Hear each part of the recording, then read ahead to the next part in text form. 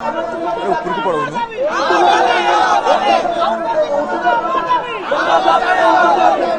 आमे लगातार भाव में 2018 मसीह आंदोलन करियाउछु। विगत सरकार समुद्र को संख्या सदृश आमको नाना प्रतिश्रुति दे केवल आमर 25% बढ़ाई महिला कर्मचारी मैटरनिटी लीव सांक्शन करते 1000 टंका 5 वर्ष इनसेंटिव दौले एवं गोटे आम्बुड्समैन नियुक्ति करते व्यतीत आउटसोर्सिंग एजेन्सी मान गाइडलाइन नियर करते किंतु देखा जाउछि जे आमको ए नुआ सरकार आइला परे बारंबार आमको छटई करा जाउछि। हजार हजार संख्यार छटई करा जाउछि एवं आउटसोर्सिंग और डेली वेजेस भितर गोटे तफात करिगिरी डेली वेजेस जो मैंने आउटसोर्सिंग रोचंती किंतु डेली वेजेस बेनिफिट पाउछन ताकू उठाई आमको गोटे फोल्ड रखा पे आम दाबी करछु। आपण को माध्यम रे कहि देबा को चाहे जे जो माने कहउचंती तमे रिक्रुटमेंट रे आसिन मु आपण को माध्यम रे सरकार को जणेबा को चाहूची जे 89 मसीहा पूर्वरु जो माने आढक अपॉइंटमेंट पाइथिले 89 दिन से माने बैकडोर आसनथले से माने कोन रिक्रुटमेंट आस्तले 89 दिन जो न सरकार चाहिला तांकू अंटिल फर्दर कई रेगुलर कला। आज अनेक ऑफिसर भी सही मर्म रे नियुक्ति पाई ऑफिसर होइचंती। सेमती 15/5/97 राज्य सरकार निश्चित भाव में 15/5/97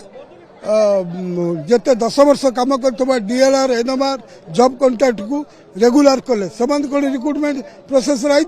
से बापा मामू मौसांग मार्फत इजलास सुपारिश चाकरी करते से रिक्रुटमेंट आसी नथिले। तेबे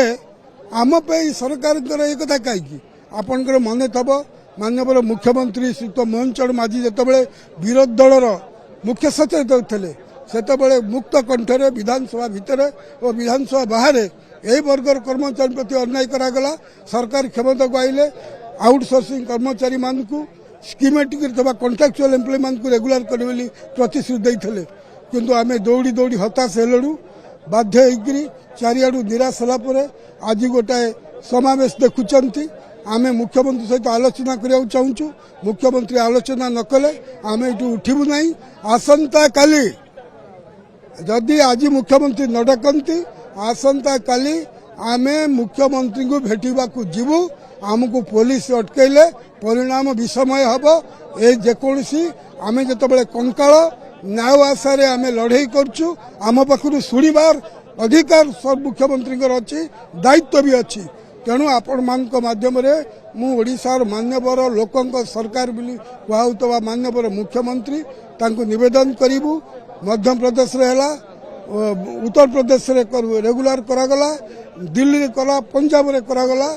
ओडिशा डबल इंजिन सरकार आमको अवहेला करिवो काहेकि आलोचना करू प्रतिश्रुति दऊ आम आंदोलन प्रत्याहार करूँ। आमर मुख्य 3टी दाबी नहीं कि आम राजरास्ता को ओह्लैछु। प्रथम दाबी है छटई कर्मचारी को पुनर्नियुक्ति आउ छटई बंद करा जाऊ। द्वितीय दाबी है जो आउटसोर्सिंग माध्यम जो पिला किसी रही डेली वेजेस सालारी दि जाऊँगी से 4 दिन सालारी काटी देकरी दौरान सेटा को आम समानता दि जाऊ। जो आउटसोर्सिंग रे जो सुविधा सुजोग पाँच से पाऊना सेटा को सामान दि जाऊ।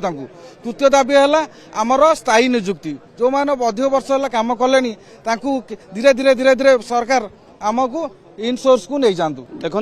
नुआ सरकार आस्थाई पारती किंतु आंदोलन आज नुआ नुहे जितेबाला ए सरकार आसी नाला से विरोधी दल थे सेतबल विरोधर एवं जी मान्यवर मुख्यमंत्री अच्छा सी आसिक निजे आंदोलन स्थल विधानसभा कहते जे सरकार जदि उठेले ताले अन्य कैटेगरी लोक 13 पूर्व छाड़ीदे ग्रुप बी रे जो आउटसोर्सिंग थिला सेमान कथा बुझिले नहीं तो गोटे मानसिकतार अभाव सरकार एटा किसी घोषणा उच्छेद होने अच्छी आमे भावितु नुआ सरकार आसला बेले से जो दूर अच्छी जो प्रतिबंधक अच्छी पूर्व 13 कर्मचारी हो आउटसोर्सिंग कर्मचारी कॉन्ट्रैक्चुअल सहित थिले सेमान कथा आगे विचार करिवो। आपण जने विश्वास करिवे नै 6-7 हजार कटुचंती जी 15-20 वर्ष होइचंती ईपीएफ ईएसआई डिपोजिट करनाती जी पार्टी खोलला तार छटई होइचंती 3-4 हजार को छटई कर दैचंती दरमा रु 25% एजेंसी वाला नौचंती कहीं सरकार पाखे जड़े कम कर आम पाखे जड़े कम कर सी एजेंसी थ्रो रे पैसा पाइबो 25% हम सरकार इधर बजेट खर्च होनी तो आउट जदि नियमित कि बजेट निजे सरकार आनीदे सरकार बजेट 20% कमी जीव से आउरी भी मन प्राण दे राज्य सरकार काम करेंगे सी 15-16 वर्ष 20 वर्ष काम कर पश्चिमबंग हरियाणा रे पश्चिमबंग 40,000 टका दौरान नेता मंत्री किसी दिन पूर्व किसी आंदोलन ना दरमा बढ़ाई देले कर्मचारी पेंशन ना एम कथा कौन भी करेंगे 15-20 वर्ष चाकरी करेंगे विदा हो जा एवं सरकार आंतरिकता अभाव अच्छी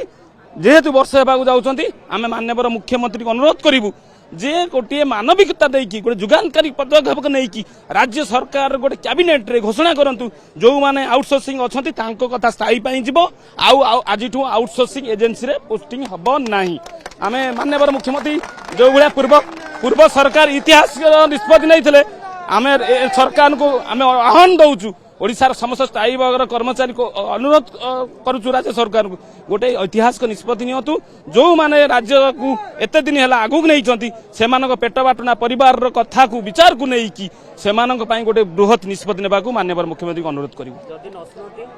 देखु आम विश्वास भरोसा चलती राज्य देश ए पृथ्वी चली आम विश्वास करुचु जेहेतु कही माननीय मुख्यमंत्री निजे कही तांको प्रतिश्रुति से पालन करिए बोली आशा अछि जति न होय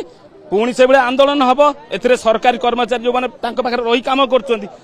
सहयोग करेंगे दर्पण पाखर जंगल रे कि सचिवालय कि देखते हस्पिटाल सबुआड़े अच्छा काम ठप है सरकार चेतीबे माने तापर आमे परिवार सहित आसी बसबू एटा हक आ स्वाभिमान लड़े सरकार मानिबा बाध्य।